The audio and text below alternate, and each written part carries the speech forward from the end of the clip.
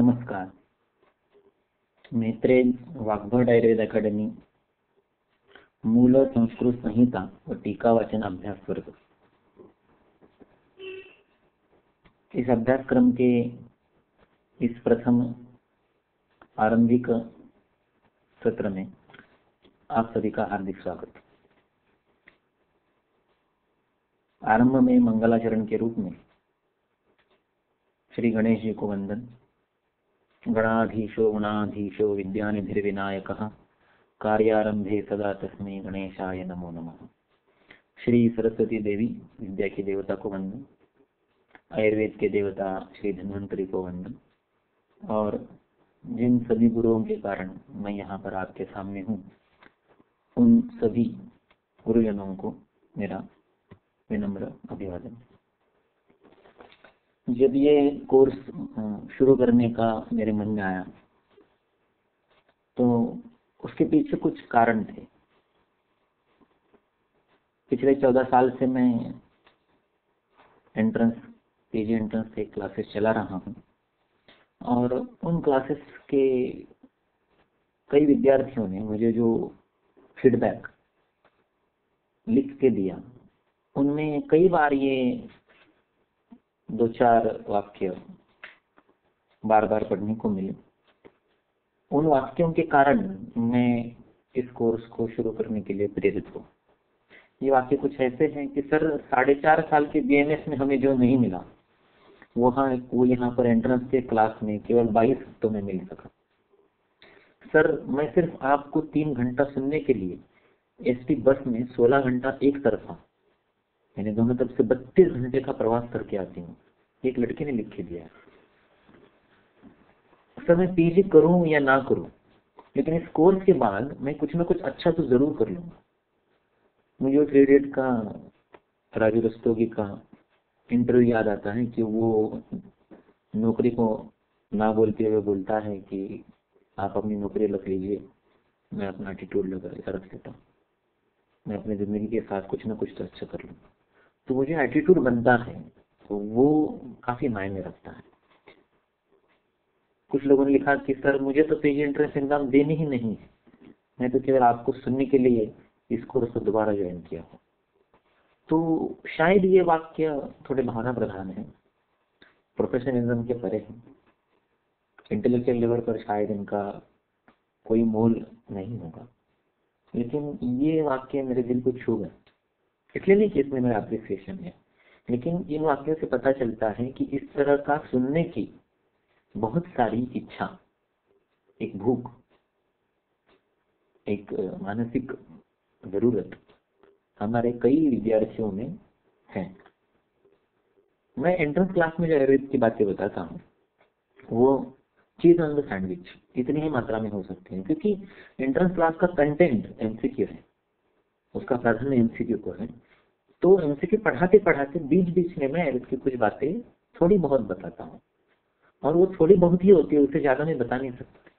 फिर भी उन थोड़ी बातों के कारण भी लोगों को अगर इस तरह के विचार, इस तरह के प्रभाव, इस तरह की भावनाएं हो सकती है, तो ये अंडरलाइन करता है कि इस तरह का ज्ञान, इस तरह का आयुर्वेद का व्याख्यान, इस तरह का आयुर्वेद का परिचय उन तक पहुंचाने की जरूरत है, और वो उनकी दिली ख्वाहिश है.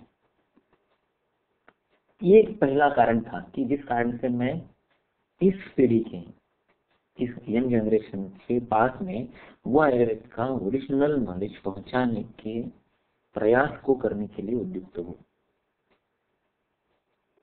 एंट्रेंस क्लास को बहुत अच्छा प्रतिसाद होता है, लेकिन एमसीक्यू के परे भी कई विषय ऐसे हैं जो अधिक महत्वपूर्ण है और अधिक उपयोगी है. कभी कभी कुछ चीजें बहुत महत्वपूर्ण होती है, लेकिन शायद वो आपको उपयोगी प्रतीत नहीं होगी. जैसे कि प्रतिभा पुरुषीय अध्याय, इसमें त्रिगुणों की चर्चा है, सृष्टि उत्पत्ति की चर्चा है, तत्वज्ञान की चर्चा है, वो महत्वपूर्ण है, लेकिन शायद वो आपको उपयोगी नहीं लगेगा. कुछ चीजें बहुत उपयोगी है जिनका महत्व शायद उतना नहीं है. यानी क्लिनिकल चीजें और फंडामेंटल चीजें, इनमें कोई अंतर जरूर रहता है, और ये दोनों चीजें कभी कभी एमसीक्यू के परे है. ये एक कारण था. दूसरा कारण ये था कि जब मैं चरक चिकित्सा 1 पाठ 4 में ये श्लोक पढ़ता हूँ तो मुझे हमेशा लगता है कि ये चरक की कोई एक विशेष अपेक्षा है. This is the actual qualifying thing that after the completion of our study we should achieve. वो चीज क्या है? तो चरक की अपेक्षा है कि विद्या समाप्तो विषयो द्वितीय जातिरुच्यते अश्नुते वैद्य शब्दम ही न वैद्य पूर्वजन्मन. विद्या समाप्तो ब्राह्मण व सत्वम आर्षम अथात एवं ध्रुवम आविशति ज्ञानात् तस्मात् वैद्य द्विजस्मृतः. तो चरक की अपेक्षा है कि अगर आप आयुर्वेद को स्टडी कर लेते हो तो आपका नया जन्म होना चाहिए. द्वितीय जाति यानी नया जन्म होना चाहिए. कोई भी स्टडी करने के पहले जन्म से वैद्य नहीं होता है.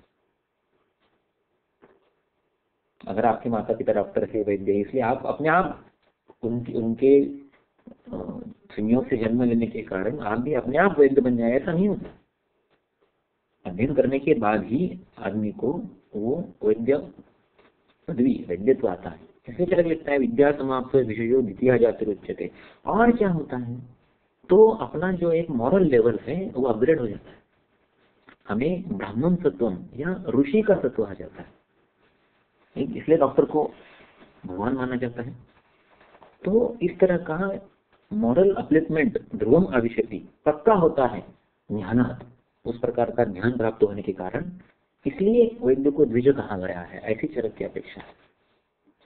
द्विज का मतलब जो 2 बार जन्म देते हैं, जैसे कि पक्षी को द्विज कहा जाए, जिसका एक बार अंडे के रूप में और फिर शरीर के रूप में जन्म होता है. या फिर दंत को द्विज कहा जाता है कि हमें पहले एक बार दांत आते फिर दूसरे बार, इसलिए उनको द्विज कहा जाता है. ब्राह्मण को द्विज कहा जाता है क्योंकि वो माता पिता के संयोग से एक बार जन्म लेता है और जब उसका उपनयन होता है तो उसका और एक जन्म होता है. दैट इज द्विज. तो ऐसा द्विजत्व, ऐसा दोबारा जन्म लेने का सौभाग्य आयुर्वेद की विद्या प्राप्त करने के बाद हमें होता है. तो क्या हमें ऐसा लगता है कि जब मैं बीएमएस पूरा करता हूँ तो मुझे ऐसा लगता है कि मैं बीएमएस के पहले का मैं और बीएमएस के बाद का मैं, इनमें कुछ बहुत ज्यादा पॉजिटिव अंतर है?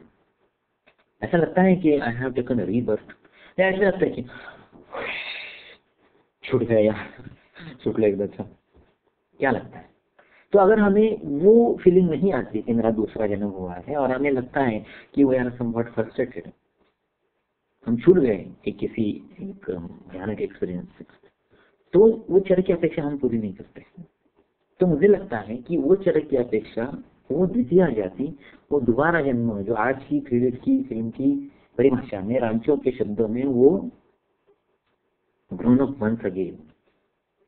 तो ग्रो अप वंस अगेन कहना क्या और द्विज कहना क्या, द्वितीय जाति कहना क्या, नया जन्म कहना क्या, सारा एक ही है. और मुझे विश्वास है कि आयुर्वेद से हमें उतना रेन और उतना सनशाइन जरूर मिलता है कि हमें वो फीलिंग आनी चाहिए कि yes I have grown up once again. उस उद्देश्य से मैं ये कोर्स आरंभ करने की धुन में हूँ कि वो नहीं कि ये 10 हफ्तों का कोर्स करने के बाद आपको नया जन्म मिला ऐसा प्रतीत होगा, वो नहीं. लेकिन ये 10 हफ्तों का कोर्स करने के बाद आपको उस मकाम तक जाने का रास्ता, उस मकाम तक जाने की सीढ़ी, उस रास्ते पर आपका पहला कदम निश्चित रूप से आप अनुभव करेंगे. तीसरा उद्देश्य ये था कि चरक में स्वयं लिखा है कि अध्ययन कितने करना चाहिए और should we achieve in terms of particular detail में. एक छोटे छोटे गोल्स होते हैं किसी भी जर्नी में, छोटे छोटे मुकाम आते हैं जब तक हम पूरा प्रवास न कर लें. तो क्या वो चीज है, चरक की क्या अपेक्षा है, क्या अध्ययन से क्या पा सकते हो, क्या पाना चाहिए? तो चरक में सुश्रुत में दोनों लिखा है कि अध्ययन अंततः, जो अभ्यासक्रम पूर्ण करने की ओर जा रहा है उसको ये चीजें प्राप्त होनी चाहिए. वाक् सौष्ठवे, अच्छा उच्चारण, मेरा शास्त्र मेरे को अच्छी तरह से पढ़ने को आना चाहिए, उस शास्त्र को भली भांति मुझे उच्चारण करने को आना चाहिए. दैट इज वाक् सौष्ठव. आज की बात आपको पता है, हम अच्छी तरह से संस्कृत संहिताएं नहीं पढ़ पाते, हमारे उच्चारण उतने अच्छे नहीं है. हम आम्ल पित्त कहते हैं जबकि सही उच्चारण अम्ल पित्त है. हम डल्हन कहते हैं, हम ब्राह्मण कहते हैं, हम ब्राह्मणी कहते हैं, लेकिन वो उल्टा है. It is Brahmin, it is डल्हन. No one cares about it, no one knows. और उससे क्या फर्क पड़ता है? ये वृत्ति होती चलिए, इसलिए वो वाक् सौष्ठव आना चाहिए. देखिए अंग्रेजी भाषा में अगर मैं साइकोलॉजी का स्पेलिंग PSYCHOLOGY के बजाय मेरी दृष्टि से, मेरे उच्चारण के अनुसार फोनेटिक रूप में SYKOLOJI कर दूं तो कितनी बड़ी आपत्ति होगी। आप सोचेंगे यार इस आदमी को थोड़ा भी इंग्लिश नहीं आता। यानी उनकी डिफिकल्ट से डिफिकल्ट स्पेलिंग जो कंसिडर्ड है उनको भी हमने भली भांति हमारे दिमाग में उतार लिया। तो हम हमारी ही भाषा के बारे में इतना दुर्लक्ष्य क्यों करते हैं, इतनी उसकी उपेक्षा क्यों करते हैं। अगर आप कंप्यूटर पर कोई स्पेलिंग गलत टाइप करते हो तो इमीडिएटली वर्ड फाइल में उसके नीचे लाल लाइन आ जाती है, it indicates that your spelling is wrong. So machine में भी उन्होंने अपनी भाषा को शुद्ध स्वरूप में ही लिखा है इसकी व्यवस्था की। आप उस रेड लाइन को राइट क्लिक करेंगे तो वहां पर आता है इग्नोर वंस। इसमें आप मान्य करो कि आप मूर्ख हो, एक बार मूर्ख हो, और आपको बार बार ऐसी गलती करनी चाहिए इग्नोर ऑल। तो इतना उन्होंने अपनी भाषा के प्रति सावधानता बरती है। हम बरतते हैं उतने, इसलिए वो दुनिया पर राज करते हैं, हम नहीं कर सकते। और जब हम इस भाषा के प्रति उतना पर्टिकुलर थे, उतना सावधान थे, उतने जागरूक थे, तब हम दुनिया पर राज करते हैं। ये सुपर पावर सोचिए। इसलिए वाक् सौष्ठवे, भाषा को छोड़कर कम से कम मेरी शास्त्र की परिभाषा मुझे आनी चाहिए। अर्थ विज्ञान जो हम पढ़ रहे हैं उसका सही अर्थ हमें आना चाहिए। पढ़ने की ही बड़ी मुश्किल है तो सही अर्थ कहाँ से आए। तो कई मिसकंसेप्ट घुस चुके हैं। ड्रग एंड डिसीज के नाम पर हमने फंडामेंटल को छोड़ दिया है और कई बातें जो गलत है वो घुस चली। उसके कई उदाहरण हैं जो अभी बताना उतना जरूरी नहीं। प्रागल्भ है, प्रगल्भता, यानी आज हर चीज बदल रही है। ना चरक और सुश्रुत ये वाग्भट के जमाने का हेतु स्कंद रखा है। आहार बदल चुके, आहार्य पदार्थ बदल चुके, जीने का तरीका बदल चुका। हम देर से उठते हैं, रात तक जागते हैं। पोल्यूशन नाम की नई चीज आ गई, पेस्टिसाइड्स आ गए, केमिकल्स आ गए, फर्टिलाइजर्स आ गए, हाइब्रिड आ गए, कई चीजें ऐसी है।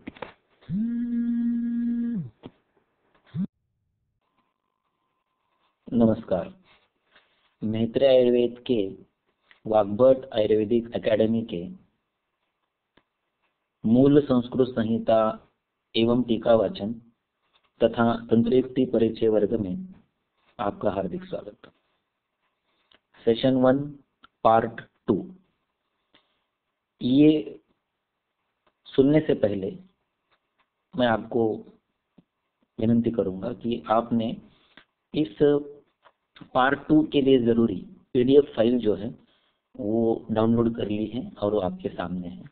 अगर नहीं है तो आप आपका नाम और ईमेल 09422016871 इस नंबर पर एसएमएस करें तो आपको इसकी पीडीएफ फाइल भेजी जाएगी या उसका लिंक इंटरनेट के लिए बताया जाएगा। वो पीडीएफ फाइल आपके सामने रहेगी तो इस लेक्चर में जो बातें बताई जा रही है वो आपको भली भांति आकलन हो जाएंगे। तो वाग्भट आयुर्वेद एकेडमी के मूल संस्कृत संहिता एवं टीका वाचन तथा तंत्रोक्ति परिचय वर्ग के सेशन 1 पार्ट 2 के लिए हम आरंभ करते हैं। इस कोर्स के हेतु प्रथम भाग में पार्ट 1 में मैं बता रहा था, जिसमें से वाक् सौष्ठवे, अर्थ विज्ञाने, प्रागल्भे इस पर चर्चा हो रही थी।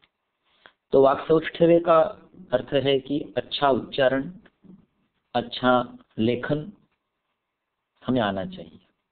अर्थ विज्ञाने यानी उन संस्कृत श्लोकों का, परिच्छेदों का, वाक्यों का योग्य अर्थ हमें समझ में आना चाहिए। और प्रागल्भ्य, इसका मैंने इस कोर्स की दृष्टि से निकाला हुआ अर्थ ये है कि प्रगल्भता से हमें उस श्लोक में, उस परिच्छेद में जो शास्त्रीय बातें कही गई है उनका आज के परिप्रेक्ष्य में उपयोग तथा उसी संदर्भ में हमारे अन्य संहिताओं में, सुश्रुत में, वाग्भट में, टीकाकारों में क्या मतमतांतर है, कैसा विषय विस्तार है, ये परिचित होना चाहिए। यानी उस विषय के बारे में यथासंभव जो अधिकृत ज्ञान उपलब्ध है वो हमारे पास होना चाहिए। कर्म नैपुण्य, तद अभ्यासे, सिद्धि, ये जो आगे के 3 उद्देश्य सुश्रुत ने सूत्र स्थान 3 के इस श्लोक में लिखे हैं वो इस कोर्स के व्याप्ति के बाहर है। इस कोर्स का स्कोप वहां तक नहीं जाता है।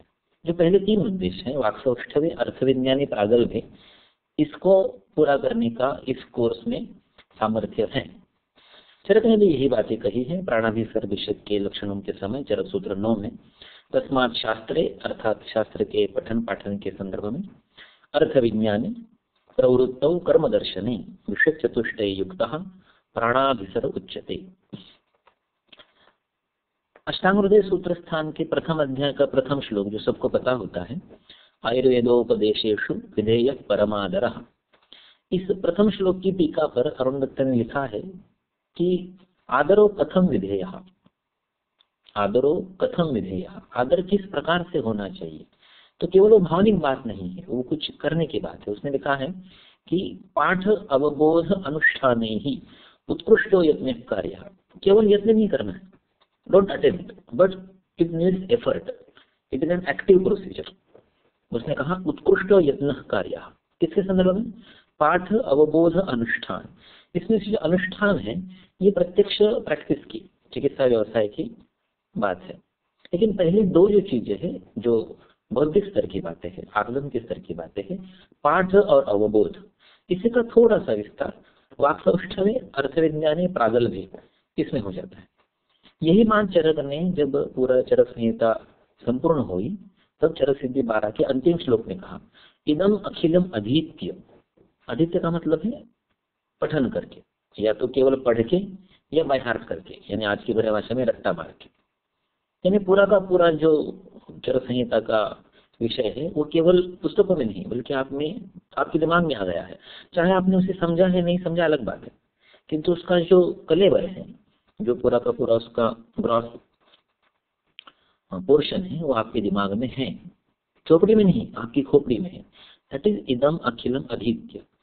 विमृशति यो अभिमना, अभिमना दैट इज मन को यहाँ वहां न जाने दिए बिना, यानी कॉन्सेंट्रेटेड माइंड से, अभिमना विमृशति। विमृशति अर्थ, इसका अर्थ विमर्श करना। मर्श का अर्थ होता है स्पर्श करना, टच करना। सो आपने उसको पढ़ लिया या रट्टा मार लिया, बायहार्ट कर लिया, तो उसको अभी बार बार कॉन्सेंट्रेटेड माइंड से, एकाग्र मन से उसको स्पर्श करो, यानी उसका अवलोकन करो, अध्ययन करो, उस पर विचार करो, उसमें अवगाहन करो। दैट इज विमृशति यो अविमना। प्रयोग नित्य, जो अगली बात है, प्रयोग करना यानी उसका व्यवहार करना, उसका चिकित्सा व्यवसाय करना, उसकी प्रैक्टिस करना। तो ये बातें फिर से देखिए, इदम अखिलम अधीत्य, पाठ, विमृशति यो अविमना, अवबोध, और प्रयोग नित्य, इन अनुष्ठान। तो सभी जगह अलग अलग शब्द में वही भाव, वही 3 बातें प्रतीत होती है। इसमें से पहली 2 बातें, पाठ और अवबोध, या 3 बातें वाक्सौष्ठवे, अर्थविज्ञानी, प्रागल्भ्य, इस कोर्स का स्कोप है, इस कोर्स की व्याप्ति है। क्या जरूरत है पाठ अवबोध करने की? किसी डॉक्टर के पास, वैद्य के पास, विशेष वैद्य के पास चला, जिसकी प्रैक्टिस अच्छी है, वो कौन से लक्षणों में, कौन से व्याधियों में क्या देता है उसको देखो, और वो जो देता है उसी पर आपकी प्रैक्टिस चलेगी। इसे कहते हैं सिद्धि। वैद्य को यशस्वी बनने के लिए जो चरक ने 5-6 कारण बताया, उसमें से एक कारण चरक सूत्र 9 में लिखा है कि सिद्धि, आश्रय, हाँ, अच्छे वैद्य का आश्रय लेना। तो चरक ने इसकी निंदा की है। चरक ने लिखा है, योगैर एव चिकित्सन ही देशादि अग्न्यो अपराध्यति। केवल योगों से चिकित्सा नहीं करनी चाहिए, that is drug and disease, जो आज की प्रवृत्ति है। आप देखेंगे तो नावनी तक पहला योग संग्रह है, उसके बाद के जो ग्रंथ है वो प्रायः फंडामेंटल्स को संक्षिप्त करते चले गए। जो तत्वज्ञान था, वो बेसिक जो चीजें थी उनको संक्षिप्त करते चले गए। कुछ ग्रंथों में तो निदान का भी विस्तार नहीं है, केवल रोग या लक्षण और उसका योगों के द्वारा किया हुआ चिकित्सा का व्यवहार। तो योग संग्रहों की चलती बनी, लोगों को क्यों होता है, कैसे होता है, इसके अलावा इसके जगह पर केवल अगर ये कंप्लेंट है, ये डिसीज है, ये लक्षण है, तो क्या देना चाहिए, टारगेट ओरिएंटेड वर्किंग मेडिसिन, एक यूजर मैनुअल चाहिए। उस कारण से योग संग्रहों का काफी बोलबाला हुआ, और उस कारण से जो बुद्धिमत्ता की बात थी, समझने की बात थी, आकलन की बात थी, मूलभूत अध्ययन की बात थी, वो छूटती चली। और ये चरक ने भाप लिया था, इसलिए उसने कहा, योगैर एवं चिकित्सन ही देशादि अग्न्यो अपराध्यति। तो केवल योगों से चिकित्सा करना आपको देश काल के अज्ञान के कारण अपराध तक ले जा सकता है। You may miss it, you may make some blunders. इसलिए पाठ और अवबोध की सम्यक आकलन की आवश्यकता है। चरक ने ये भी लिखा कि आपकी बुद्धि का बहुत बड़ा रोल है, बहुत बड़ी भूमिका है, क्योंकि उत्पन्नेत ही सा अवस्था देश काल बलम प्रति। देश और काल के बदलते बदलते पुस्तकों में लिखे हुए चीजों में कुछ अंतर हो सकता है। उसने स्वयं एडमिट किया है, स्वयं स्वीकार किया है। उत्पन्नेत ही सा अवस्था देश काल बलम प्रति यस्याम कार्यम अकार्यम स्यात् कार्यम कर्म च वर्जितम्। जो मैंने किसी स्थिति में करने के लिए बताया है वो किसी देश में किसी काल में शायद वर्ज्य होगा। जो मैंने वर्ज्य करने के लिए बताया है वो किसी देश में किसी काल में ग्राह्य हो जाएगा। इसलिए वो लिखता है तस्मात् सति अपि निर्देशे, मैंने निर्देश दिए होने के बावजूद कुर्यात् गुह्यं स्वयं दिया, आप अपनी बुद्धि से उस स्थिति का, उस देश का, उस काल का, उस रोगी का उस संदर्भ में ऊहन करो। Evaluate according to your own intellect, क्योंकि बिना तर्केण या सिद्धि यदृच्छा सिद्धि रहे। तर्क के बिना, आपके लॉजिक के बिना, आपकी समझ के बिना अगर आप केवल योगों से ड्रग एंड डिसीज के तौर पर चिकित्सा कर रहे हैं तो यदृच्छा सिद्धि है। लग गया लग गया, नहीं लग गया नहीं लग गया, it is happenstance thing, it is not sure. जो हमें आलोचना की जाती है कि आयुर्वेद की चिकित्सा जो होती है वो यस्य कस्य तरोर मूलम येन केनापि मिश्रितम, ऐसी होती है।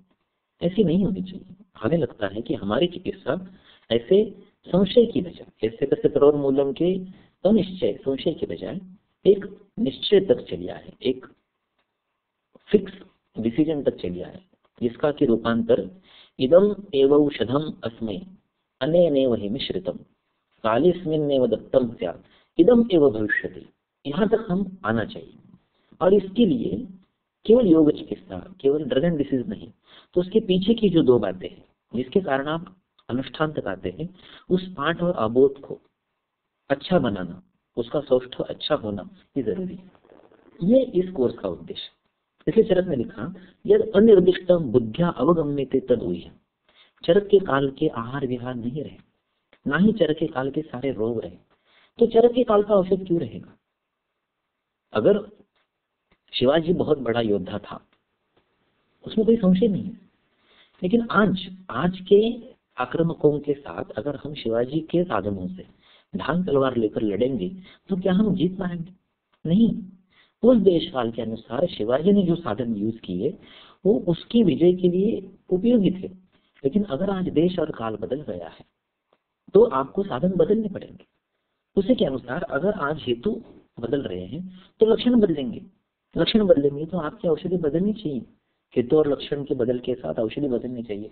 वो कैसे बदलेंगे आप? अगर आप केवल युगों पर निर्भर रहेंगे पुराने, तो नहीं होगा। अगर आपको नए चीजों को डिजाइन करना है तो आपको बेसिक चीजें पता होनी चाहिए, so you can alter at the core and which will manifest into the newer designs.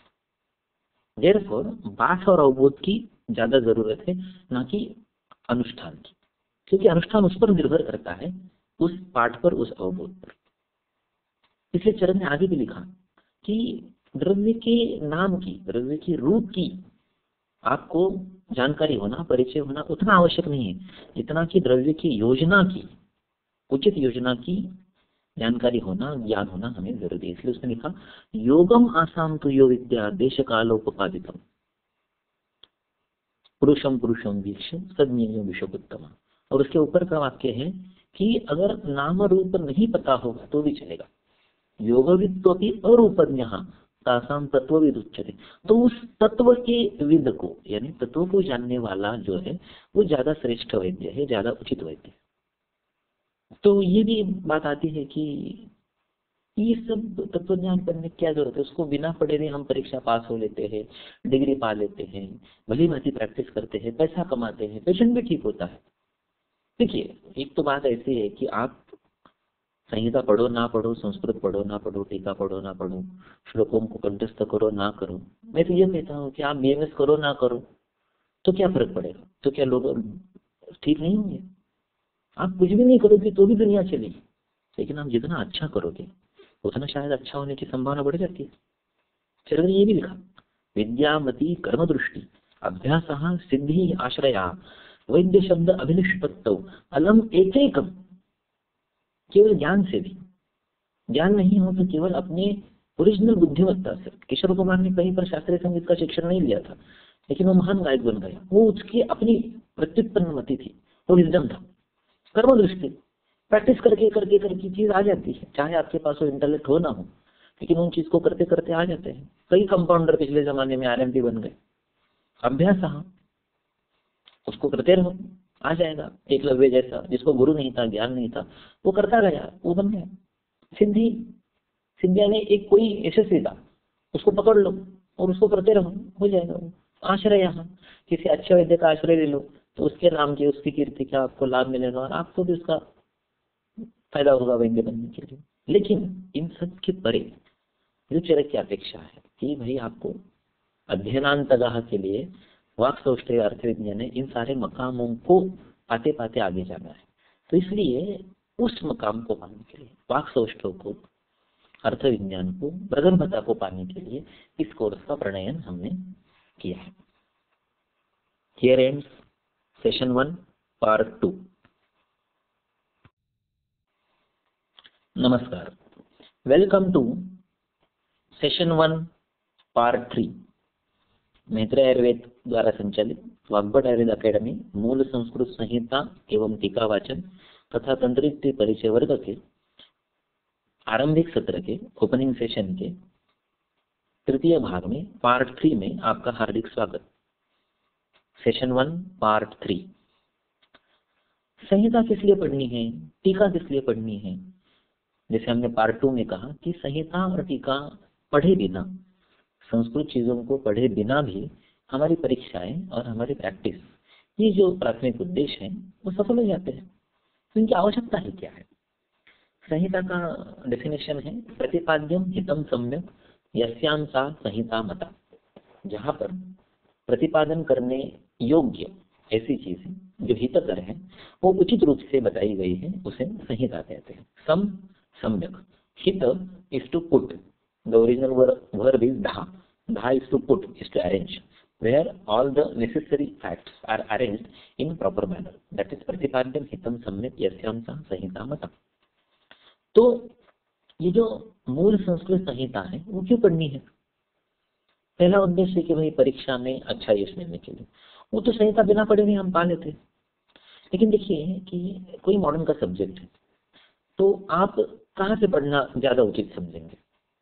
Grey से, हचिसन से, हरिसन से, डेविडसन से, या फिर चौरसिया से, चटर्जी से, या भाषांतरित पुस्तकों से? Of course you will prefer to refer Harrison, Davidson, Hutchison, isn't it? So जो शास्त्र जिस भाषा में, जिन पुस्तकों में ओरिजिनली मूल स्वरूप में लिखा गया है, वहीं से उसको पढ़ना ये ज्यादा उचित है, और उसी की ओर जिज्ञासु की प्रवृत्ति हमेशा रही है। बराबर है? तो इस कारण से इसी नोट पर हमें अगर आयुर्वेद का अच्छा अध्ययन करना है, चाहे वो परीक्षा ले के लिए क्यों ना हो, वो हमें जहाँ जिस भाषा में, जिन पुस्तकों में आयुर्वेद शास्त्र का ज्ञान प्रतिपादित किया गया है, उन सोर्सों को, उन रिसोर्सों को हमें अवेल करना चाहिए। इसलिए संहिताओं को पढ़ना चाहिए, जिससे कि हम समांतर साइंस में, मॉडर्न साइंस के बारे में पढ़ते समय उन पुस्तकों का ग्रहण करते रहते। प्रैक्टिस तो मैंने आपको बता दिया कि भाई जो निदान स्थान में रोग हम पढ़ते हैं उनका प्रचलन आज उतना नहीं है, और जो पेशेंट हमारे सामने आ रहे हैं, जो प्रेजेंटिंग कंप्लेंट लेके आ रहे हैं, वो जो लक्षण स्कंद है, वो जो नए डिसीज हैं, नए सिंड्रोम हैं, नए रोग हैं, नए लक्षण समुच्चय हैं, वो शायद पुस्तकों में उस नाम से वर्णित नहीं है। क्यों नहीं है? क्योंकि आज का हेतु स्कंद नया है, आहार ये द्रव्य बदल गए हैं, जीवन की शैली बदल गई है, यानी आहार विहार बदल गए, मन की शांति चली गई है। पहले जैसा सुकून नहीं है, पहले जैसा जीवन का जो स्पीड था, जीवन की जो गति थी, वो धीमी नहीं रही, बहुत फास्ट हो गई। सो आहार विहार मन, इन तीनों स्तरों पर अगर हेतु स्कंद बदल जाता है तो कारण के अनुसार कार्य बदलेगा। तो हेतु स्कंद के बदलते ही उनका लक्षण समुच्चय बदल गया, इसलिए शायद आज का लक्षण समुच्चय, आज का प्रेजेंटिंग कंप्लेंट उसी रूप में, उसी आविष्कृततम स्वरूप में हमें जो चरक सुश्रुत में लिखा है वहां पर नहीं मिलता है। फिर भी हमें प्रैक्टिस करनी है, हमें उसको ट्रीट करना है, हमें उस पेशेंट को ठीक करना है, तो हमें उसके लिए औषध देना जरूरी है। और हम क्या कर रहे हैं, उन्हीं योगों को, उन्हीं औषधों को टटोल टटोल कर हमारी ऊह से दे रहे हैं। अगर वो ऊह शास्त्रीय संज्ञाओं के साथ, शास्त्रीय परिभाषा के साथ, शास्त्रीय तत्वों के साथ जुड़ जाए तो वो अंदाजा नहीं होगा, वो यदृच्छा नहीं होगी, वो अनिश्चय नहीं होगा, वो यस्य कस्य तरोन्मूलम नहीं होगा, वो निश्चय होगा, वो संकल्प होगा, वो दृढ़ता होगी। इसलिए वहां तक जाने के लिए प्रैक्टिस में वो यशस्विता आने के लिए जो निश्चित रूप से है, यदृच्छा से नहीं, अरे हो गया पेशेंट, कैसे हो गया, ऐसे नहीं, पेशेंट होगा ही ठीक। इस आत्मविश्वास के लिए हमें ये चीजें वहीं से पढ़नी चाहिए जहां से आई। वहां पर शायद वो हेतु नहीं दिए, वो लक्षण नहीं दिए, उनके लिए औषध नहीं दिए, लेकिन ये जैसे होता है उसका उन्होंने मूल स्वरूप में कारण दिया।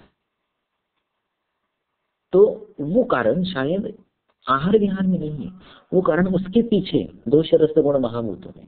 अगर उनको समझ लेंगे तो उसके बाद आने वाले आहार विहार नाम की चीजों का कन्वर्जन, वो चाहे कितनी भी परमुटेशन कॉम्बिनेशन में, उससे निर्माण होने वाले लक्षण स्कंद चाहे जैसे आपके सामने आ जाए, यू आर डैम श्योर, आप सुनिश्चित है कि मुझे उसके पीछे की चीजें दोष रस गुण महाभूत भली भांति परिचित है, तो मैं इनको आसानी से निपट लूंगा। अगर आपको 0 से 9 तक के अंक पता है और आपको मल्टीप्लिकेशन डिवीजन ये चीजें पता है, तो दुनिया का कौन सा भी गणित आप सॉल्व कर सकते हैं, क्योंकि यू नो द बेसिक्स। सो इस कोर्स का प्रणयन उन बेसिक्स के रिसोर्सेज की ओर जाने के लिए है। मैं बेसिक्स पढ़ाने के लिए कोर्स नहीं चलाऊं, उन बेसिक्स को पढ़ने की रिसोर्सेज क्या है और उन रिसोर्सेज को एक्सेस करने का तरीका क्या है, मेथड्स क्या है, उसके लिए ये कोर्स है। अभी देखिए ऐसा है कि कुछ रोगों के नाम नहीं है और कुछ अवयवों के भी नाम नहीं है जिनके रोग आज हम टैकल कर रहे हैं। मान लो कि डायबिटीज को प्रमेह करके भाषांतरित कर लिया, या कैंसर को अर्बुद कह के भाषांतरित कर लिया, या एड्स को ओजक्षय कह के भाषांतरित कर लिया, तो क्या उनकी चिकित्सा देकर वो रोग ठीक हो जाते हैं? प्रमेह के अधिकार में वर्णित योगों को देखकर डायबिटीज ठीक होता है, कैंसर के रोगियों को अर्बुद की औषधि देकर उपशम मिलता है, एड्स के जो रिपोर्ट्स हैं क्या वो ओजक्षय के लिए चिकित्सा देकर वो रिपोर्ट्स नॉर्मल आ जाते हैं? नहीं। तो वो चीजें नहीं है, आपके भाषांतर करने से वो चीजें बनती नहीं, इसलिए भाषांतर से चीजें नहीं छूटेंगी। हमें डायबिटीज नाम का जो पेशेंट हमारे सामने आता है, उस पेशेंट को, उसके स्टेटस को हमें हमारी परिभाषा में, हमारे ज्ञान के अनुसार, हमारी पार्श्वभूमि के अनुसार दोष रस गुण महाभूत में स्पेल करना पड़ेगा। We have to make a spelling in alphabets of dosha rasa guna mahabhut of the given patient. Then we will be able to tackle him in our own terms, in our own औषध स्कंद, चाहे वो औषध स्कंद चरित्र में वर्णित हो ना हो। लेकिन कॉन्फिडेंस कब आएगा? जब हम उसको उस भाषा में, उस तत्व के रूप में, उस टर्मिनोलॉजी में समझ पाएंगे। यही बात उन अवयवों की है जिनका या तो बहुत संक्षिप्त में उल्लेख है या बिल्कुल नहीं, जैसे कि यकृत और वृक्क, या फिर आज के ओरी, hormones, nervous system, brain, pancreas, इनका उल्लेख ही नहीं है। लेकिन वो शरीर में है, प्रत्यक्ष को ना नहीं कह सकते, उनके रोग होते हैं, उनको आप ना नहीं बोल सकते। सो इन चीजों को कैसे समझेंगे? उनको समझने के लिए हमें वो चीजें, वो शरस गुण महाभूत समझनी चाहिए। इसलिए उनको पढ़ने का तरीका, वहां तक जाने का मार्ग बताने की ये कोशिश इस कोर्स में। ज्ञान, इस कोर्स का और एक उद्देश्य है कि प्योरेस्ट नॉलेज तक जाने का रास्ता। चरक ने लिखा ब्रूहणा नाम किम श्रेष्ठम, तो सबको पता है मौसम ब्रूहणा नाम, लेकिन चरक ने सूत्र स्थान 30 में लिखा विद्या ब्रूहणा नाम। विद्या मिलने के बाद जो आपका मानसिक ब्रूहण होता है, जो आत्मविश्वास बढ़ता है, वो शायद अन्न से कहीं ज्यादा है। तत्वावबोधो हर्षण आना, किसी चीज का कोर नॉलेज आपको आने के बाद जो आनंद होता है अलग। इसलिए आर्किमिडीज यूरेका यूरेका करके भागा। अगर आपने गणित का रट्टा मार लिया और उसको पेपर में रट्टा मार के लिख दिया तो आप पास हो जाओगे, लेकिन गणित सॉल्व करने का जो आनंद है वो अलग है। इसे चरक ने लिखा, सुखम समग्रम विज्ञान विमले च प्रतिष्ठितम, pure knowledge is the abode of the greatest pleasure, the original happiness lies in knowledge. वो नॉलेज जिसे चाहिए उसके लिए ये कोर्स वहां तक जाने का रास्ता शायद बता देगा। आज कई रिचुअल्स हम मनाते हैं। भारत में हर महीने एक त्योहार आता है सामाजिक रूप पर। उन त्योहारों का हमारे आरोग्य से संबंध है, और ये आरोग्य का संबंध मॉडर्न टर्मिनोलॉजी में नहीं, लेकिन आयुर्वेद के दोष रस गुण महाभूत ऋतु क्षय प्रकोप प्रशम इनकी परिभाषा में भली भांति स्पष्टीकृत किया जा सकता है। उसका लॉजिकल रीजनिंग बताया जा सकता है on the basis of our terms dosha rasa गुण महाभूत। तो ये हमारी सामाजिक रिस्पॉन्सिबिलिटी है कि उन रिचुअल्स को आज हम बुद्धिमत्ता की कसौटी पर लोगों के सामने स्पष्टीकृत करें। वो जमाना अलग था जब शिक्षण बहुजन समाज तक नहीं पहुंचता था, लेकिन आरोग्य के नियम उनके पास पहुंचाने के लिए समाजों के उस समय के धुरीणों ने इष्टम धर्मे ने योजित हमारे त्योहारों को, हमारे स्वर्ण उत्सव रूढ़ियों को आरोग्य शास्त्र के साथ धर्म को मानकर उनके आचरण में लाने का प्रयास किया। लेकिन आज वो हमारे रिस्पॉन्स है, अगर हम नहीं करेंगे तो हमारे रिचुअल्स मजाक बनकर रह जाएंगे। लोगों को संक्रांति अच्छी नहीं लगेगी, फ्रेंडशिप डे अच्छा लगेगा, ये बातें हो रही है। तो if we want to preserve our own heritage, that is my responsibility. तो उसलिए भी ये पढ़ना जरूरी। और इसके आगे जाके चरक का उद्देश्य केवल दोष साम्य नहीं था।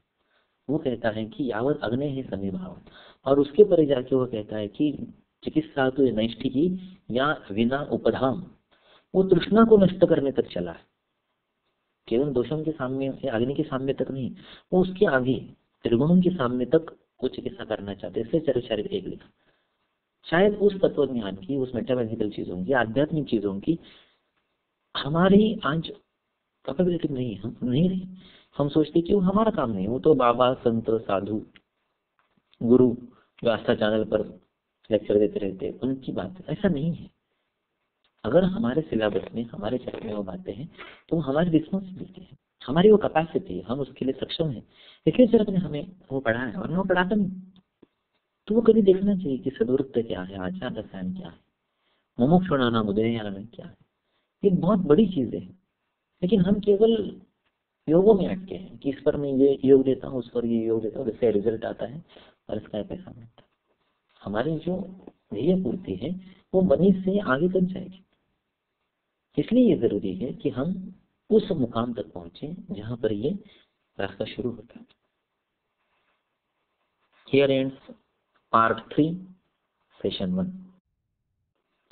मैत्रेय आयुर्वेद द्वारा संचालित वाग्भट आयुर्वेद अकेडमी के मूल संस्कृत संहिता एवं टीका वाचन तथा तंत्रोक्ति परिचय वर्ग के ओपनिंग सेशन के पार्ट 4 में आपका हार्दिक स्वागत। आरंभिक सत्र के चतुर्थ भाग में इस कोर्स में ये पढ़ाने की क्या आवश्यकता है, इस पर हम चर्चा कर रहे थे, जिसमें संशोधन ये भी जरूरी चीज है। हर कोई कहता है कि आयुर्वेद में संशोधन होना चाहिए, लेकिन ये संशोधन जो है आज जो लोगों का अभिप्रेत हो रहा है वो मॉडर्न के टर्म्स में है। उनको चाहिए कि आयुर्वेद का कौन सा ड्रग, कौन सा हर्ब एंटी लिपिडेमिक है, एंटी हाइपरटेंसिव है, एंटी कार्सिनोजेनिक कार्सिनोमेटस है वगैरह। ये आयुर्वेद नहीं है। मुझे कोई अगर ये बताए कि पैरासिटामोल जो है ये वात का रूक्ष गुण से प्रकोप करती है, मुझे कोई ये बताए कि डेरिफेलिन जो है ये पित्त का तीक्ष्ण गुण से प्रकोप करता है, तो वो आयुर्वेदीय संशोधन। आयुर्वेद में संशोधन कब बंद हुआ? वाग्भट के जमाने में। चरक में वात के 5 प्रकार हैं, सुश्रुत ने पित्त के 5 प्रकारों का नामकरण किया, संग्रह में कफ के 5 प्रकारों का नामकरण हुआ, अष्टांग हृदय में वात के 5 प्रकारों के 5 के अलग अलग प्रकोप हेतु और प्रकोप लक्षण बताए गए। आगे अभिप्रेत क्या था? तो कोई पित्त के 5 प्रकारों के स्वतंत्र प्रकोप हेतु और स्वतंत्र प्रकोप लक्षण बताए। आगे कोई जाकर कफ के 5 प्रकारों के बारे में ये बात बताए। ये हुआ नहीं हुआ। तो फंडामेंटल संशोधन जो आगे आगे होता चला जाना चाहिए था वो नहीं हुआ। 1950 में यादव जी ने जो चरक संहिता पब्लिश की उसमें कोई नया बदलाव हुआ? तत्वों को तो छोड़ दो, प्रेजेंटेशन तक का नहीं हुआ। आप 50 साल पहले का हचिसन देखो और आज का हचिसन देखो। आज के हचिसन में हर एक पन्ने पर इलस्ट्रेशन है, टेबल्स है, पिक्चर्स है, डायग्राम्स है, फिगर्स है। 1950 में जो चरक पब्लिश हुआ और आज 2014 में चरक जो रिप्रिंट हो रहा है, उसमें क्या अंतर है? कुछ नहीं। प्रिंटिंग मिस्टेक तक ठीक नहीं की गई है। जो प्रिंटिंग मिस्टेक 25 साल पहले मेरे चरक की कॉपी में है, वो आज भी मौजूद है। तो कहाँ पर रिसर्च होगा? प्रिंटिंग में नहीं हो रहा है, पब्लिकेशन में नहीं हो रहा है, तो वो लिटरेरी फंडामेंटल में कब होगा? हम सब ड्रग एंड डिसीज के पीछे भाग रहे हैं। तो ये जो फंडामेंटल रिसर्च है, लिटरेरी रिसर्च है, जो जरूरी है, क्योंकि that will lead to practical research, clinical research, that is drug research and pharmacological research and clinical research. लोग कहते हैं कि ये जो आप संहिता की बात करते हो, टीका की बात करते हो, ये तो सारा ग्रामर है, ये तो सारा नॉन क्लिनिकल है। मेरा ये सवाल है कि अगर आपको संहिताओं का अध्ययन नॉन क्लिनिकल लगता है, तो पूरा आयुर्वेद, कोर आयुर्वेद, आयुर्वेद का पूरा व्यवहार जिस पर निर्भर है, वो संहिता कैसे नॉन क्लिनिकल हो सकती है? जो आपका क्लिनिकल सब्जेक्ट बोला जाता है, क्लिनिकल व्यवहार बोला जाता है, चिकित्सा हो या निदान हो, वो तो संहिताओं से आया है। तो संहिता नॉन क्लिनिकल है, तो उस पर आने वाला आपका निदान चिकित्सा का व्यवहार कैसे क्लिनिकल हो जाता है? ये बात बराबर है ना? देयरफॉर हमारी संहिता नॉन क्लिनिकल नहीं है। अष्टांग हृदय सूत्र स्थान 1 के 6 श्लोक में वायु पित्तम कफश्चेति के टीका में हिमाद्री लिखता है, अथ व्याधि प्रतिकार में अचेष्टे। आप फर्स्ट ईयर के पहले स्थान के पहले अध्याय के पहले श्लोक में हो, और वहां पर हिमाद्री को प्रतीत होता है कि ये जो वाक्य है वायु पित्तम कफश्चेति, ये व्याधि प्रतिकार की बात है। तो हमारी संहिता नॉन क्लिनिकल कैसे हो सकती? तो संहिता के हर शब्द का क्लिनिकलत्व, एप्लीकेबिलिटी आपको प्रतीत हो, अनुभव आ जाए, और आपको कॉन्फिडेंस आ जाए कि yes, I can read each and every sentence of my Samhita to be clinical. वो सक्षमता आप में आए, इसलिए इस कोर्स का प्रणयन।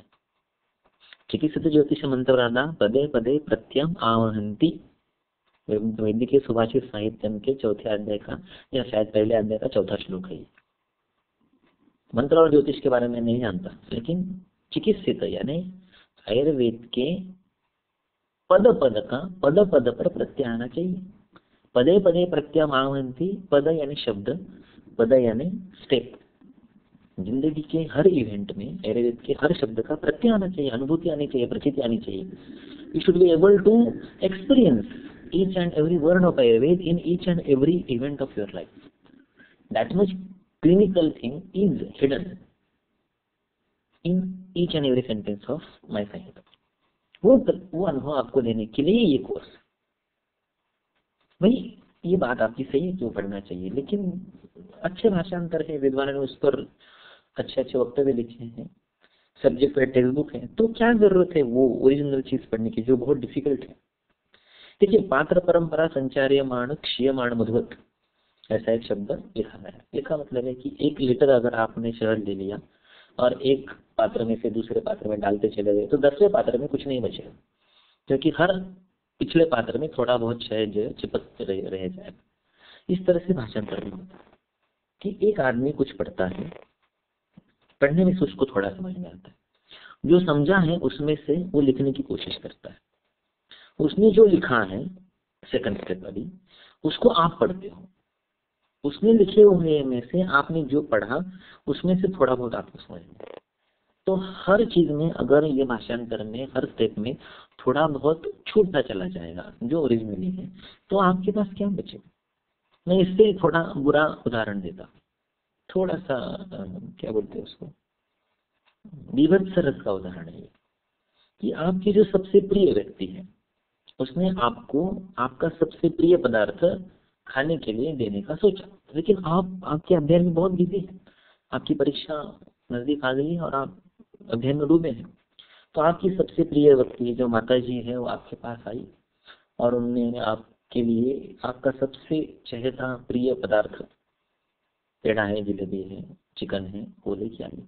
लेकिन आप अध्ययन में डूबे हुए हैं। तो उसने क्या किया, माता जी ने वो जो पदार्थ है, पेड़ा हो, चिकन हो या जलेबी हो, वो स्वयं खा लिया और उसको चबा लिया और ऐसे निकाल लिया और बोला कि बेटा अभी सिर्फ निकल लो, आपको चबाने की जरूरत। तो आप खा पाएंगे? कभी नहीं, कभी नहीं खा पाएंगे। व्यक्ति सबसे प्रिय है, ऑफर किया हुआ पदार्थ सबसे प्रिय है, लेकिन वो जो प्रोसेस है वो आपको उसको खाने के लिए अलाउ नहीं करती है। यू रिजेक्ट इट, आपको उसकी घिन आ जाती है। क्यों? That process itself is very bad. Therefore संहिताओं को ट्रांसलेशन से मत पढ़ो।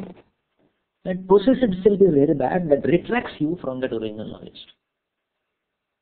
हर चीज का अनुभव जब तक आप स्वयं नहीं लेते हो तब तक वो नहीं आती।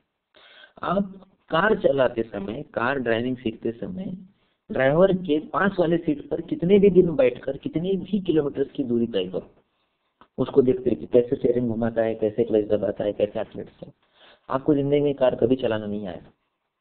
आप जब तक ड्राइविंग सीट पर नहीं बैठते हो तब तक आपको क्लच, एक्सीलरेटर, ब्रेक, स्टीयरिंग का अंदाजा नहीं आता। आप किनारे पर खड़े रह के कितने भी स्विमर्स का स्विमिंग देखो कि कैसे हाथ पांव चलाता है, कैसे माँ सांस लेता है, लेकिन जब तक आप पानी में उतरेंगे नहीं, आपके नाक में पानी नहीं चला जाएगा, तब तक आपको स्विमिंग नहीं आएगा। तो ये खुद अनुभव करने की बात है।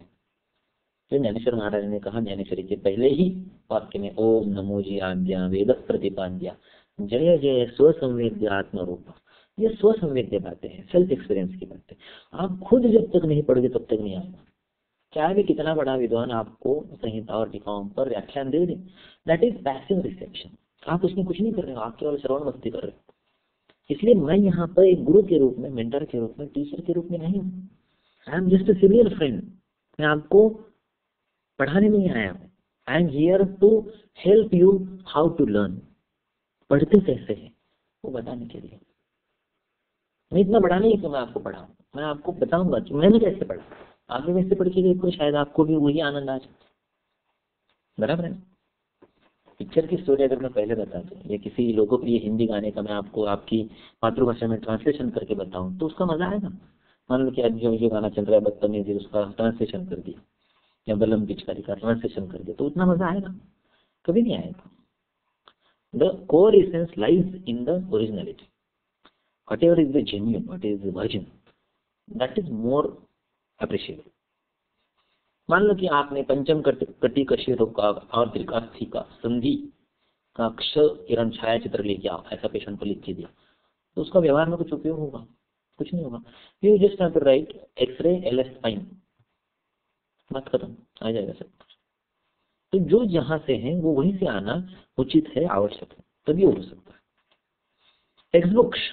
Textbooks should be first introductory, enthusiasm evoking, interest developing steps towards the vast knowledge in original reference books. Text must not be the last destination. Knowledge is an unending journey, not a destination. आज क्या हो गया है कि आयुर्वेद के 18 subject के text book पढ़कर विद्यार्थी थक जाता है और उसको लगता है कि यही ज्ञान है। वो नहीं है। It is just sample, it is just spice, it is just starter to evoke him to explore the whole knowledge. Therefore, textbook should not be the destination, it should be the first step. We should give that curiosity, that confidence कि भाई जाओ और ये पूरा का पूरा जो भंडार है वो आप अनुभव करके। इसलिए ट्रांसलेशन नहीं, ओरिजिनल। मान लो कि कंप्यूटर जो है या मोबाइल जो है वो आप लोकल लैंग्वेज में सीखना चाहे तो हो सकता है? नहीं हो सकता। मैंने आपको बताया कि भाई एक कंप्यूटर में एक कुंजीर होता है, एक आई फड़ा होता है, गिल्ली फड़ा होता है, यानी माउस होता है, मदरबोर्ड होता है, कीबोर्ड होता है, एक USB होता है, USB यानी USB, वैश्विक मालिका गाड़ी यानी यूनिवर्सल सीरियल बस, तो चलेगा। एक चपटी होता है, चपटी यानी फ्लॉपी होता है, एक बंदर होता है, बंदर में पोर्ट होता है, एक कठिन थाली होती है यानी हार्ड डिस्क होती है, तो चलेगा? नहीं चलेगा। You have to use that original terminology, then it will work. और हर शास्त्र की अपनी परिभाषा है, अपनी स्वसंज्ञा है, अपनी टर्मिनोलॉजी है, वो होनी चाहिए। अगर वो नहीं होगी तो शास्त्र के अस्तित्व को बहुत बड़ी क्षति पहुंचती है। वमन, बस्ती, स्वेदन, वैद्य, ये शब्द चाहिए। उल्टी, एनिमा, वाफारा, स्टीम, डॉक्टर, ये नहीं चाहिए। क्या फर्क पड़ता है? समझ में आता है ना, उसमें क्या है, कुछ भी कह लो, वो बात ठीक है। ठीक है, मुझे वैज्ञानिक डॉक्टर में कोई आपत्ति नहीं, लेकिन जो चीज जैसी है उसको अगर वैसे रखेंगे तो उसका अस्तित्व बनता है। क्या फर्क पड़ता है ऐसा कहोगे तो मैं आपको बात बताऊं कि पिताजी है और आपकी माता जी का पती है, क्या फरक पडतं? मराठी में बताना है तो वडील आहे आणि आईचा नवरा आहे, दोन्हीचा अर्थ एकच है, काय फरक पड़ता? तो सोच के देखो, परिभाषा जो है वो अपना अस्तित्व है, उसी को तंत्र की परिभाषा में स्वसंज्ञा कहा गया है। हर अध्याय के स्टार्ट में चरक सुश्रुत वाग्भट ने लिखा है कि अमुक अमुक अध्याय व्याख्यास्यामः। क्या आज हमें वो सारे अध्याय व्याख्यान लगते हैं? क्या उन अध्यायों को हम सुन पाते हैं? नहीं, हम तो उसको पढ़ते हैं, लेकिन उन्होंने कहाँ लिखा है कि अमुक अमुक अध्याय में लिखित श्यामः? If they have not written, then why are you reading? And if they have delivered a lecture, then why can't you listen? अगर उन्होंने व्याख्यान दिया है तो हमें वो सुनाई देना चाहिए। क्यों नहीं सुनाई देता? क्योंकि हम उसको उस हद तक, उस लेवल तक रिलेट नहीं कर पाते, हमारी वेवलेंथ उनकी परिभाषा से मैच नहीं होती। तो उस वेवलेंथ तक जाने का तरीका बताने के लिए ये course. Here ends session 1 part 4।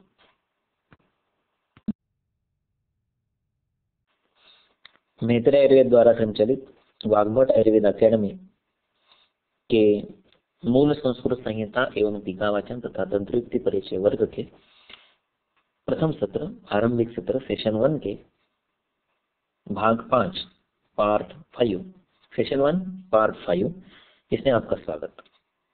मूल संस्कृत संहिता पढ़ना जरूरी है, किंतु उसको भली भांति समझने के लिए टीकावाचन भी जरूरी है। क्यों, क्या जरूरत है? ऊपर का संस्कृत संहिता पढ़ लो, बात खत्म। वैसे भी टीकाकारों ने कहा हमारी भाषा में लिखा है, संस्कृत संहिता जो ओरिजिनल है वो भी संस्कृत में है और टीकाएं जो लिखी है वो भी संस्कृत में है। एक श्लोक संस्कृत में है, उस पर 10 वाक्य संस्कृत में पढ़ना है, ये कहाँ की बुद्धिमानी है? ये तो और ज्यादा मुश्किल है, इसमें कहाँ स्पष्टीकरण है? ये तो हमको और समस्या में डालने की बात हो। ऐसा नहीं है। दुनिया की सबसे अच्छी डिक्शनरी कौन सी है? Of course Oxford dictionary. Oxford dictionary का स्वरूप क्या है? ऊपर एक अंग्रेजी शब्द है, उसका अंग्रेजी में ही, सरल अंग्रेजी में, आसान अंग्रेजी में नीचे स्पष्टीकरण दिया है। Still it is considered as the best English dictionary in the world. Same applies to Samhita and टीका। संहिताओं में ऊपर जो श्लोक है उसका संस्कृत में ही स्पष्टीकरण टीकाकारों ने दिया है, तो क्या गलत किया? देखिए, टीकाकार are the linking bridges of thinking lines from we in 2000 AD to संहिताकारा इन 2000 BC। मेरी श्रद्धा है कि सारी संहिताएं जो है वो कम से कम 2000 BC में लिखी गई। चलो व्यवहार के तौर पर मान लेते हैं कि 1000 BC में लिखी गई, तो भी आज की तुलना में वो कम से कम 3000 साल पुरानी। तो 3000 साल पहले की जो बातें हैं, उनका जो अभिप्राय है वो वैसे के वैसे हमें आज समझ में आएगा, केवल शब्द पढ़कर ऐसे थोड़ा मुश्किल है। 700 साल पहले ज्ञानेश्वरी मराठी में लिखी गई, लेकिन आज 700 साल पहले की मराठी में लिखी हुई ज्ञानेश्वरी मराठी लोगों को ही समझ में नहीं आती है।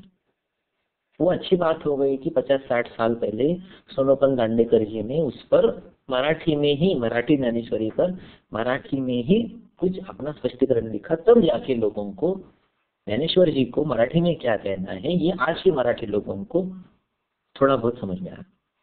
तो ज्ञानेश्वरी के सोनोपंत दांडेकर जी टीकाकार हो गए, तो उनके बिना वो समझना मुश्किल है, क्योंकि शब्द आप पढ़ सकते हो, उसका अभिप्राय नहीं समझ में आता है। जैसे जैसे समय बीतता चला जाता है वैसे सामाजिक रेफरेंस बदलते चले जाते हैं, तो वो जो शब्दार्थ और भावार्थ के बीच की अंतराल की बात है उसको तय करना, उसको लांग कर जाना मुश्किल होता चला जाता है, और इसमें हमें टीकाकार मदद करते हैं। ज्ञानेश्वर जी ने लिखा कि भाष्यकाराते पुसै तो वाटा। भाष्यकार जो है, टीकाकार जो है, व्याख्याकार जो है, उनको राह पूछी। Those are the guides to reach to the destination of the knowledge. तो हमें चरक को क्या कहना है, सुश्रुत को क्या कहना है, वो भली भांति समझने के लिए टीकाकारों का आधार सहाय लेना आवश्यक है, और वो लेंगे तो हमें वो अच्छी तरह से समझ में आएगा। देखिए ऐसा है कि आज से 25 साल पहले, 40 साल पहले, 50 साल पहले जो गाने थे, रोमांटिक गाने थे, उनका अभिप्राय और आज के गानों के अभिप्राय में काफी अंतर है। मोहम्मद रफी गाना गाता है, यहाँ पर इस कोने में खड़ा रह के दिलीप कुमार गा रहा है, उस दूर के कोने में वैजयंती माला खड़ी है। यहाँ से दिलीप कुमार बोलेगा कि दिल तड़प तड़प के कह रहा है अभी जा, बीच में कम से कम 50-60 फुट का हीरो हीरोइन में फासला है। आज क्या होता है, आज होल्ड मी वगैरह वगैरह, तो उससे आगे मैंने बताने की जरूरत है। आज से 40 साल पहले रोमांटिक गाना आता है, सुहानी रात ढल चुकी ना जाने तुम कब आओगे। ही इज रिक्वेस्टिंग उसकी हीरोइन की तुम कब आओगे, वो राह देख रहा है। आज क्या होता है कि वो उसको धमकी देता है कि एक बार आजा आजा आजा। तो रोमांटिक एक्सप्रेशन में अगर 30-40 साल में इतना अंतर आ जाता है भाषा की शैली में, तो 2000 साल पहले लिखी हुई संस्कृत भाषा, उसका अभिप्राय हमें आज 2020 में, 21वीं सदी में वैसे कि वैसे समझ में आएगा। ये पॉसिबल है नहीं है। तो हमें किसका आधार लेना चाहिए, टीकाकारों का। और टीकाकारों का क्यों, संहिता भाषांतरकारों का क्यों नहीं, क्योंकि आज के भाषांतरकारों पर मॉडर्न के नॉलेज का प्री पेम्पलेट कैनवास है। उनके दिमाग पर मॉडर्न के संस्कार हो चुके हैं, जो टीकाकारों के दिमाग पर नहीं है। अंतिम टीकाकार जो है वो मॉडर्न के जन्म के कम से कम 100 साल पहले के हैं। तो उनको वो जो आयुर्वेद का ज्ञान है वो एब्सोल्यूट ओरिजिनल, अतिशय शुद्ध, जैसा था वैसे तत्व स्वरूप में समझ में आता है, इसलिए उनको पढ़ना चाहिए। प्रथम अवस्था पाक कहने के बाद मेरे दिमाग में पहले ही lesser curvature, greater curvature, stomach, 2 pH का एक्सेल, पाइलोरिक एंड, इसोफेगस वगैरह वगैरह आ जाता है, जो हिमाद्री के दिमाग में नहीं आएगा। तो प्रथम अवस्था पाक श्लोकों में पढ़कर मुझे समझ में आने वाला और हिमाद्री को समझ में आने वाला, इसमें अंतर रहता है, इसलिए उनको पूछना जरूरी है। तो टीकाकारों को पढ़ने का कुछ विधान, लोग क्या करते हैं, चरक सूत्र एक उठाते हैं और चक्रपाणी की टीका पढ़ने लगते हैं। पहले 10-11 पन्ने कुछ समझ में नहीं आता और फिर फ्रस्ट्रेशन में चले जाते हैं, बड़ा निराश हो लेते हैं कि क्या यार ये तो इतना मुश्किल। उसने लिखा इसलिए है कि इतनी मुश्किल चीज जो पढ़ने की क्षमता रखता है वही मेरे चरक को और मेरी टीका को हाथ लगाए। वो उसकी कैलिब्रेशन है, वो उसकी द्वार परीक्षा है, दैट इज एंट्रेंस। कि अगर आप ये 10 पन्ने समझ पाओगे तो ही आप हिम्मत करो, जुर्रत करो कि आप आगे चरक या मेरी टीका को पढ़ो। तो ये विधान ही गलत है कि आप चरक सूत्र एक उठाकर उसकी चक्रपाणी टीका में घुस जाओ, वो मत करो, वो आपको डरा देगा। आप पहले दोस्त के रूप में जो लिखता है उस दल्लन को पढ़ो, उसके बाद थोड़ा सा स्पष्टीकरण करके जो लिखता है उस अरुंधत्व को पढ़ो, उसके बाद आप चक्रपाणी को पढ़ो, इसके सबसे ऊपर हेमाद्री है। ये कुछ क्रम है। ये मुझे क्यों समझ में आया, क्योंकि मैं इनको पढ़ते पढ़ते संस्कृत सीखा। मुझे संस्कृत डिफिकल्ट नहीं लगती थी। 12वीं कक्षा तक मैंने संस्कृत का अ भी नहीं पढ़ा था। बीएमएस में आने के बाद मुझे दिल से लगा कि ये शास्त्र जिस भाषा में, वो भाषा मुझे आनी चाहिए, that is my first duty. इसलिए मैं वो सीखता चला गया। मैंने संस्कृत टीकाकारों से सीखा है, मैं संस्कृत ग्रामर से नहीं सीखा, क्योंकि ग्रामर से भाषा नहीं आती है। क्यों नहीं आती, क्योंकि अगर ग्रामर से भाषा आती तो आज हम अंग्रेजी में फ्लुएंटली बोल पाए। हम अंग्रेजी पिक्चर देखते हैं, सुनते नहीं, क्योंकि वो जो अंग्रेजी पिक्चर में स्पोकन इंग्लिश है वो हमारे सर के 4 फुट ऊपर से चला जाता है। हम केवल पिक्चर देखते हैं, we don't listen it because we can't understand the language, क्योंकि हम अंग्रेजी ग्रामर से सीखते हैं। वैसा हमारा हिंदी पिक्चर के बारे में नहीं होता, क्योंकि हमने हिंदी ग्रामर से नहीं सीखा है, ना ही हमारी मातृभाषा हम ग्रामर से सीखते हैं। क्या हमारी माता जी, अगर हम मराठी लोग हैं तो क्या हमारी माता जी हमें ऐसे पढ़ाया, बाळ घर बघ, बाळ कर्ता, घर कर्म, बघ क्रियापद, ऐसा पढ़ाया नहीं। जो हमारी माता जी बोल रही थी, पिताजी बोल रहे, आसपास के लोग बोल रहे, उसको सुन सुन सुन के हमने मराठी भाषा को आत्मसात कर लिया, उसमें नया क्या बात। कोई लंदन में बच्चा जन्म लिया है और वो वहां पर पला बड़ा है, तो नेचुरली उसको 2-3 साल में अंग्रेजी अच्छा बोलने को आ जाता है, because he is listening all the time English. So without knowledge of any grammatical rules he is capable to speak in English. वैसा ही हमारा हिंदी में हुआ. हमने कब हिंदी ग्रामर से सीखा? नहीं. क्या शाहरुख खान आके हमें बोला कि मैं तुझसे प्यार करता हूँ, मैं करता प्यार कर्म करता हूँ, क्रियापद है? नहीं. हमने हिंदी पिक्चर और गाने सुनते सुनते वो भाषा हमारी हीरो हीरोइन से, गायक गायिकाओं से सीख ली, आ गई. सो ग्रामर के बिना ही अच्छी या नैसर्गिक भाषा आपको आ सकती है. ग्रामर से नहीं आती है, इसका प्रूफ है कि हम 5वीं कक्षा से लेकर 12वीं तक ग्रामर पढ़ते हैं, लेकिन कतई हमको अंग्रेजी पर कॉन्फिडेंस नहीं आता है. We think in our local language and then we attempt to translate in English. So we are never fluent in English. इसलिए यही रूल संस्कृत को लागू होता है. आप संस्कृत का ग्रामर पढ़ते बैठोगे तो आपको संस्कृत कभी नहीं आएगी. आप टीका को पढ़ते चले जाओ, पहले 10 पन्ने कुछ समझ में नहीं आएगा, 11वें पन्ने पर थोड़ा समझ में आएगा, 12वें में थोड़ा आएगा, और धीरे धीरे सब समझ में आएगा. एंड वन डे, एक दिन ऐसा आएगा कि ये टीकाकार आपसे बात करेंगे, उनका एटीट्यूड, उनका स्वभाव, उनका टेम्परामेंट आपको समझ में आएगा, बिकॉज वो व्याख्यान है. अमुक अमुक अध्ययन व्याख्या त्यामहा, तो व्याख्यान आपको सुनाई देंगे. हाँ, फिर भी कुछ एक बेसिक प्राथमिक अर्हता, एक बेसिक रिक्विजिट होता है कि आपको संधि, स्वर, विसर्ग, व्यंजन, कारक ये समझ में आना चाहिए. क्योंकि अगर आपको संधि का विच्छेद करने को नहीं आएगा तो आपको शब्द समझ में नहीं आते. शब्द समझ में नहीं आएंगे तो उसको आप विभक्ति के अनुसार, कारक के अनुसार रीअरेंज नहीं कर पाएंगे. और उनको अगर विभक्ति के अनुसार रीअरेंज नहीं करेंगे तो आपको वाक्य बनाने नहीं आएगा. और वाक्य नहीं आएगा तो ऑफकोर्स आपको ये ओरिजिनल नॉलेज जो है उस श्लोक में, उस परिच्छेद में, उस वाक्य में जो लिखा है उसका भावार्थ समझ में नहीं आएगा, शब्दार्थ शायद आएगा. इसलिए एक प्राथमिक चीज संधि, स्वर, विसर्ग, इनके संधि और कारक और विभक्ति ये आना चाहिए. तो अगर ये करेंगे तो ये हो जाए. देखिए, हम अंग्रेजी नाम की भाषा सीखते हैं, 10वीं के बाद 12वीं कक्षा में बड़ी दिक्कत आ जाती है, लेकिन 12वीं कक्षा में हम पेपर अंग्रेजी में लिख के मेडिकल में एडमिशन मिल जाए, इतना वर्केबल इंग्लिश तो कर लेते हैं. चाहे हमें स्पोकन इंग्लिश नहीं आता है लेकिन रिटर्न इंग्लिश आता है. यहाँ पर भी कहाँ हमें बात करनी है, हमें टीकाकारों ने लिखा हुआ, संहिताकारों ने लिखा हुआ पढ़ना है, लिखना भी नहीं. अगर हम परकीय भाषा में लिखकर मेडिकल में एडमिशन पाने के काबिल हो जाते हैं तो हमें बना बनाया रेडीमेड लिखा हुआ पढ़ने तक का कैपेबिलिटी नहीं आएगा संस्कृत के बारे में. और तो और अंग्रेजी के अक्षर अलग है, उनका स्पेलिंग अलग है, उनका ग्रामर अलग है. इन तीनों चीजों के भिन्न होने के बावजूद उनको समझकर हम अंग्रेजी भाषा को वर्केबल क्यों न हो लेकिन आकलन कर लेते हैं.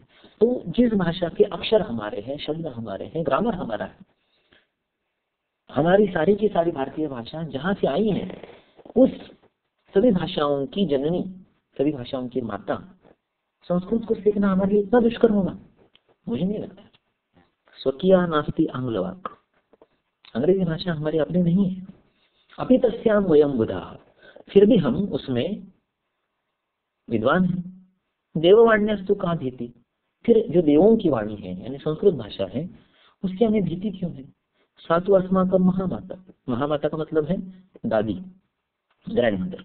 तो हमारी जो लोकल लैंग्वेज है, मातृभाषा है, उसकी वो माता है, तो हमारी वो महामाता बन गई. तो कभी दादी से आपको डर लगा है? उल्टा तो हमारी माँ से भी ज्यादा हमें दादी माँ पर प्यार होता है. इसलिए अगर हम अपनी भाषा बोल पाते हैं तो संस्कृत भाषा समझना, बोलना छोड़ दो, समझना तो हमें भली बात आ ही जाएगा. But make up that mind to do that. If your mind can conceive it, you can achieve it. सत्य संकल्पाचा दाता नारायण. पहले डिसाइड कर लो, पहले निश्चय कर लो कि मैं ये कर पाऊंगा, हो जाएगा. वो आपने ओम शांति ओम में देखा ना, शाहरुख खान क्या कहता है, अगर आप किसी चीज को दिल से चाहो तो पूरी कायनात आपको वो चीज मिलाने के लिए काम में लग जाती है. तो पहले वो दिल से ठान लो कि yes this is my duty, I will do it. So ये हो जाएगा. इस कोर्स में क्या पद्धति अपनाई जाएगी। ये अगले और इस सेशन के अंतिम पार्ट में। नमस्कार। मैत्रेय आयुर्वेद द्वारा संचालित वाग्भट आयुर्वेद अकेडमी के मूल संस्कृत संहिता एवं टीकावचन तथा तंत्रोक्ति परिचय वर्ग के आरंभिक सत्र के छठे भाग में सेशन 1 पार्ट 6, इसमें आपका हार्दिक स्वागत। इस कोर्स में जो हम पढ़ाना चाहते हैं, आपके सामने रखना चाहते हैं, उसकी विधि क्या है। तो कोई एक ग्रंथ ले लो और उसका पूरा अध्ययन सटीक आपके सामने रखो, ये आदर्श विधि है।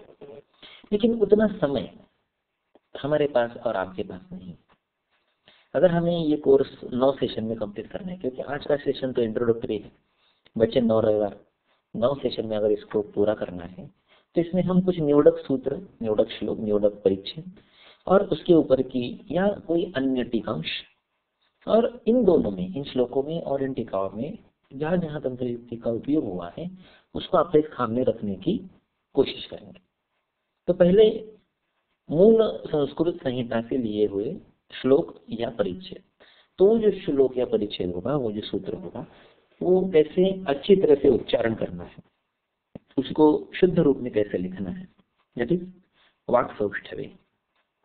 फिर अर्थ विज्ञान है। अर्थ विज्ञान के लिए उस सूत्र में जो शब्द है उनका संधि मोक्ष कैसे करें, संधि का मोक्ष करने के बाद जो पद बनेंगे उनका अन्वय, अनुअय, यानी उनको एक दूसरे के सामने कैसे रीअरेंज करें, उनको रीअरेंज करने के बाद उनकी विभक्ति या उनका कारक क्या है, फिर उनके विशेषण उसी विभक्ति में कहाँ कहाँ पर है। ये सारा होने के बाद वाक्य में लेना, वाक्य में क्या क्रियापद है, वहां से वाक्य का अर्थ स्टार्ट होगा। फिर आपको शब्दार्थ में लेना, शब्दार्थ के बाद वाक्य अर्थ में लेना, वाक्य समझ में आने के बाद उसका शास्त्र की दृष्टि से क्या अर्थ है तो वो देखना है। फिर उसी विषय के, उसी ग्रंथ में, उसी संहिता में अन्य कहाँ पर क्या रेफरेंसेस है, क्या संदर्भ है वो देखना है, और उसी विषय के अन्य संहिताओं में क्या मत मतांतर है या समानांतर मत है, वो संदर्भ एक साथ करने का प्रयास करना है। और इसका पूरा जायजा लेकर, इसका पूरा अवलोकन करके क्या कलेक्टिव आपके पास इम्पोर्ट आ गया, कुल मिला के आपके पास क्या इसका अर्थ आ गया, ये देखना है। यही बात इस के वाक्यों में होगी। और इनको करते समय कहाँ पर किस संतरिक्ति का क्या उपयोजन हुआ, इसको प्रकाशन करने की हम कोशिश करेंगे। तंत्रयुक्ति, तंत्रयुक्ति क्या है? तो पदार्थ विज्ञान के सेकंड पेपर के अंत का एक पॉइंट है। तंत्रयुक्ति सुश्रुत में 32, चरक में 36 और भट्टार नाम के किसी टीकाकार ने 40 होता है। इसके परे तंत्रयुक्ति के बारे में प्रायः कोई ज्यादा जानकारी नहीं होती है और उसकी जरूरत भी परीक्षा एवं प्रैक्टिस में नहीं होती, तो नेचुरली उस पर उपेक्षा हो जाती है। लेकिन तंत्रयुक्ति के बारे में चरक ने, सुश्रुत ने क्या कहा? संग्रहकार ने लिखा, अर्थदुर्गेषु विषजाम संक्रमैः इव। संक्रम यानी लैडर, विषजाम यानी वैद्यों के लिए, अर्थदुर्गेषु यानी मुश्किल दुर्बोध विषय जो है उनके संदर्भ में, उन विषयों में आपको ये सीढ़ी की तरह काम में आएगी।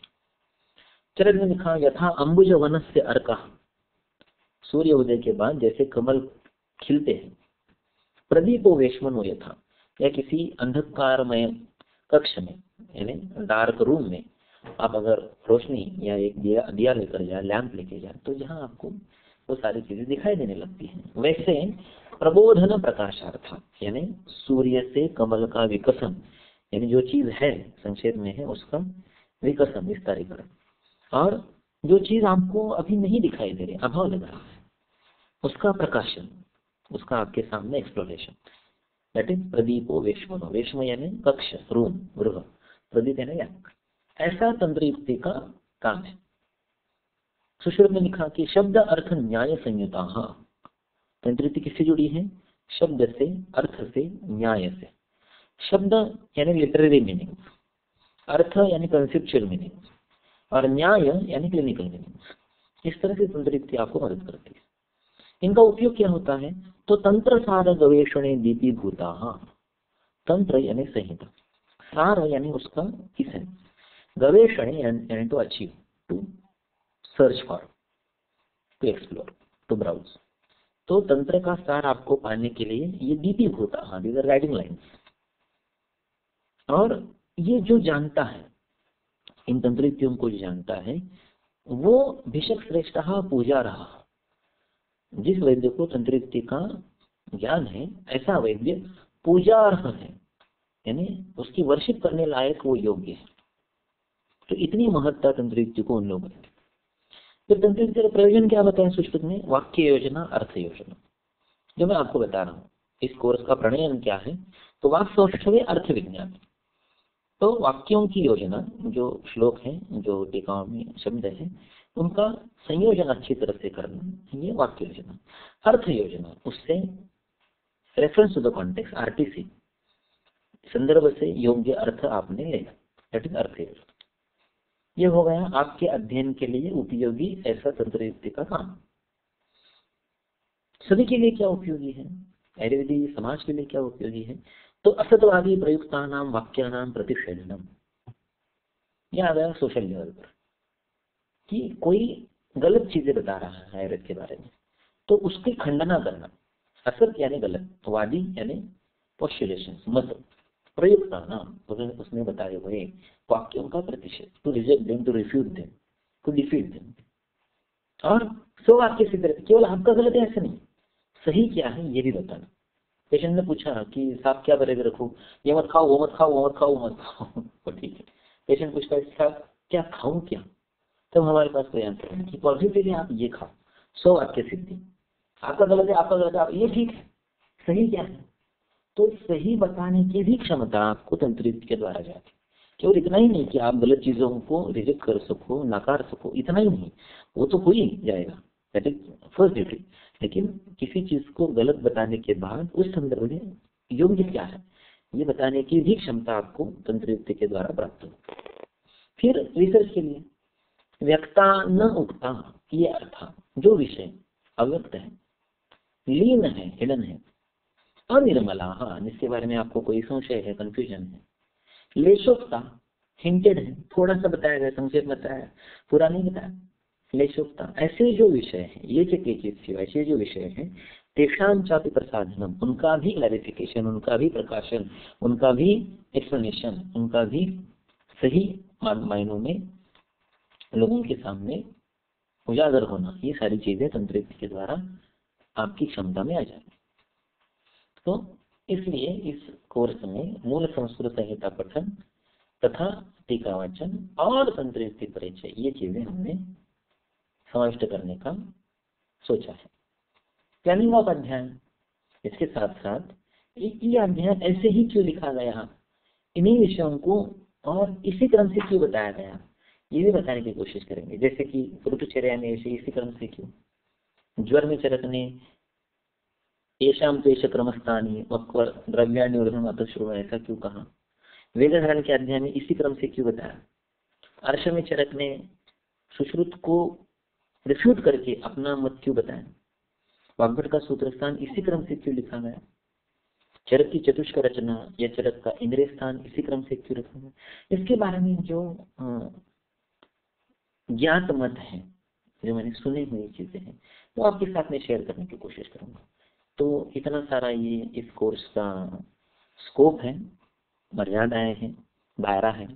तो इनको इन अगले 9 सेशन में इस वृत्ति से, इस उद्देश्य से, इस टारगेट के साथ, इस मेथड के साथ, इस पर्पस के साथ, अष्टांग हृदय के पोर्शन से 3 संडे, सुश्रुत संहिता के संदर्भ में 3 संडे, और अंतिम 3 रविवार को, अंतिम 3 संडे को चरक से कुछ विषयों को यहाँ पर प्रकाशित करने का हमारा मानस है।